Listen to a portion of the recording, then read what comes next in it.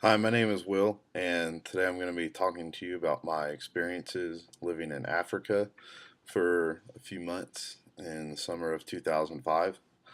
I went over there with a small group from my church to build two houses for orphanages. Um, they have groups come in from all across the globe, and each group is given a specific house to build.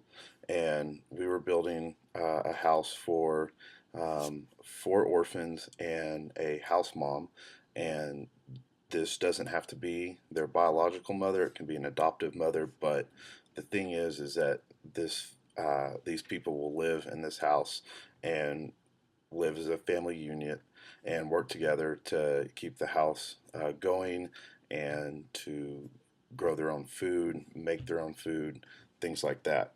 Um, when I first got there, it's an immediate culture shock. All your senses are overwhelmed. You get off the airplane and it's hot, it's humid, it smells bad. All the policemen carry around automatic rifles, so it's very different straight from the get go. Um, a lot of the main differences that I noticed between living in Africa and living in America are, first of all, like I said earlier, the just common policemen carry around automatic rifles. So that takes a little bit to get used to, especially coming from America. Um, then the people over there are all terrible drivers. Um, they drive on the opposite side of the road, which takes a little while to get used to, and they all drive fast, and they're always honking no matter what.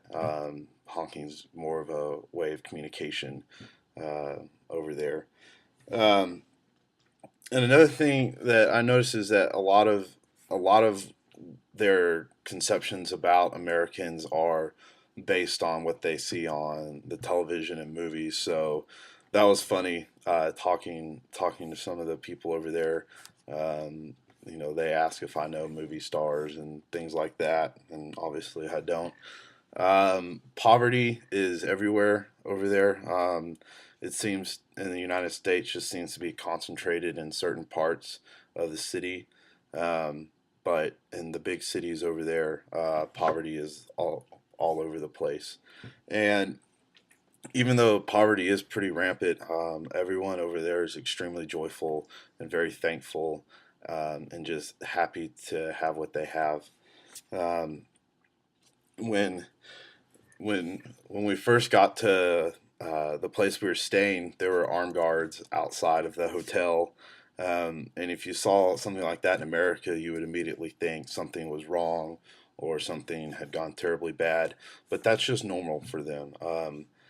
And it's common to see police cars and truckloads of guys just driving around with automatic weapons. And in America, that would be so different. Everybody would be freaking out, but that's just what goes on over there. That's their police force. That's what they have, and that's what they use. Um, I guess to continue with the driving, people are terrible. The roads are awful. We had a car in front of us get a flat tire and it stopped traffic for an hour because it was around a blind curve and nobody could get around and the car couldn't move. He didn't know how to fix a tire. And some police guys showed up. And to Americans, it's very intimidating to see a group of men get out of a car with automatic weapons. But they were just going to help. And some Americans would automatically assume that, since they're carrying automatic rifles, that something bad is about to happen. But that's just their police force over there.